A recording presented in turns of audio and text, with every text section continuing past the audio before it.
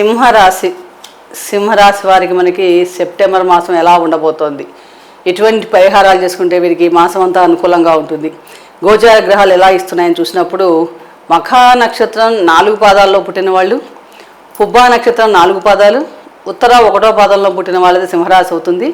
రాష్ట్రాధిపతి రవి. ఈ మాసంలో ప్రత్యేకత ఏంటంటే రవి సెప్టెంబర్ 16 వరకు స్వక్షేత్ర సంచారం చేస్తున్నాడు. దానివలన అలాగే బుధుడు కూడా ద్వితీయాధిపతి బుధుడు కూడా రవితో కలిసి సంచారం చేయడంలో బుధాదిత్య యోగం ఏర్పడుతోంది ఈ మాసంలో. ఈ బుధాదిత్య యోగంలో బుధుడు అంటేనే మనకి తెలివితేటలకి జ్ఞానానికి ప్రతీక. అలాగే రవి ఆత్మకారకుడు. వీరిద్దరి సంయోగం వలన చాలా ఈ రాశి వారికి చాలా అనుకూలమైన ఫలితాలు కలుగుతాయి. అలాగే ఆర్థికంగా కూడా చాలా బాగుంటుందని చెప్పవచ్చు. పంచమాధిపతి గురువు దశమంలో సంచారం. ఈ గురువు దశమంలో సంచారం చేయడం వల్ల కెరీర్ పరంగా చాలా అనుకూలంగా ఉంటుంది ఈ మాసంలో. వీరు అంకిత భావంతో చక్కగా పనిచేయటం వలన మంచి ఫలితాలు పొందుతారు ఈ మాసంలో. అలాగే వీరు చేసిన పనికి గుర్తింపు కూడా లభిస్తుందని చెప్పవచ్చు. చతుర్థ భాగ్యాధిపతి యోగాగుడైన కుజుడు లాభస్థానంలో సంచారం చేయడం వలన సప్తమ దృష్టి పంచమ భావంపై ఉండటం వలన ఈ విద్యార్థులు ఎవరైతే ఉంటారో వారి ఏకాగ్రత కొంచెం పెంచుకోవడం వలన విజయ అవకాశాలు చక్కగా పెరుగుతాయని చెప్పవచ్చు. అంటే మంచి అవకాశాలు దొరుకుతాయి.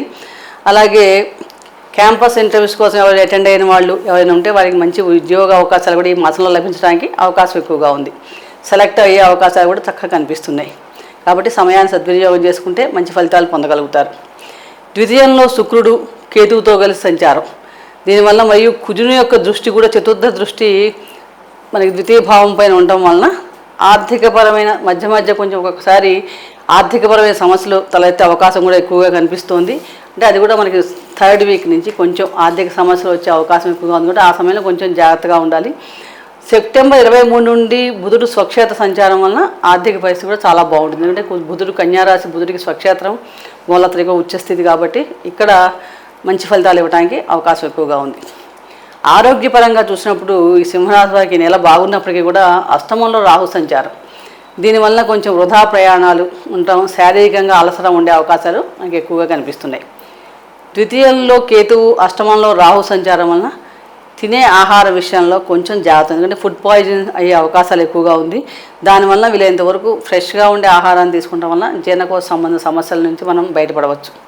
మొత్తం మీద చూస్తే సింహరాశి వారికి ఈ మాసం అంతా కూడా చాలా మటుకు అనుకూలంగా ఉంది. మంచి ఫలితాలే కనిపిస్తున్నాయి. మరింత అనుకూలమైన ఫలితాలు కలగాలంటే ప్రతిరోజు కూడా చక్కగా సూర్యాష్టకం పఠించడం, రాగి పాత్రలో సూర్యునికి అర్ఘ్యం సమర్పించడం వల్ల చాలా మెరుగు ఆరోగ్య సమస్యలు చాలా తగ్గుతాయని చెప్పవచ్చు. అలాగే గణపతి ఆరాధన చేసుకోవడం వల్ల కూడా ఏమైనా చిన్న ఆటంకాలు అడ్డంకులు ఏర్పడినా కూడా తొలగి చక్కగా ఈ మాసం అంతా కూడా మీకు ఉత్తమప్రదంగా ఉంటుందని అంటే ఎటువంటి సందేహం లేదు. ఆ ఈశ్వరుని అనుగ్రహం వల్ల ఈ రాశి వారికి సంపూర్ణ ఆయుష్ ఆరోగ్యం కలగాలని ప్రార్థిస్తూ సర్వే జనా సుఖినో భవంతు. శుభం భూయాత్. Hi, this is Shiva Reddy, Tollywood movie and mimicry artist. ATV Health, ATV Devotional and ATV News. Please subscribe, like and share.